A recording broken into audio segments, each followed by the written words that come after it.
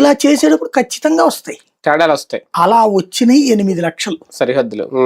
చేసింది 6800 గ్రామాలు. Pilot project దాదాపు 60-70 లక్షలు చేశారు. 60-70 లక్షల్లో 8% అంటే 10% వచ్చింది. 10% అనేటటువంటిది కామన్. అది నీకు ఏ వ్యవహారంలో నువ్వు ఇప్పుడు పెడుతున్నావు కదా.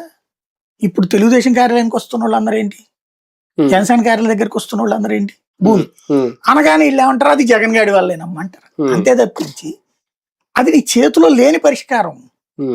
అసలు భూమి గొడవలు లేకపోతే సివిల్ కోర్టులు ఎక్కడ తెచ్చినాయి, లాయర్లు ఎక్కడ ఉన్నారండి? లాయర్ల కేసులు 100కి 98 సివిల్ కేసులు, క్రిమినల్ కేసులు 2%, 3% ఉంటాయండి. 95-98% ఇవే ఉంటాయి సివిల్ కేసులు. అందులో మాది 2 గజాలు ఎక్కువ కలిసింది, వాడు 4 గజాలు ఎక్కువ కలుపుకున్నాడు, మా పొలం కాగితం వాడన్నాడు. ఇది వాళ్ళు జగన్ వచ్చాక వచ్చిందా? చంద్రబాబు ఉన్నప్పుడు సివిల్ కేసులు లేవా? అంత ముందు లేవా? దాన్ని ఆచరణలో పెట్టమంది 2018లోనే. 2018లో పెట్టమంటే అప్పుడు బాబు గారు బియ్యం చేసి భూదార్ కార్డు అని ఒకటి ఇచ్చాడు. భూదార్ కార్డు మొన్న మంత్రి గారు చెప్పాడు కదా, అనగానే సత్యప్రసాద్ ఆ బొమ్మ చూపెట్టాడు. ఎస్, మరి అప్పుడు రీసర్వే తప్పెట్టయింది. రీసర్వే చేసింది నువ్వే కదా, స్టార్ట్ చేసింది.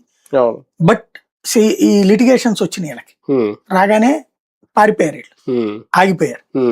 జగన్ ఏమో అధికారం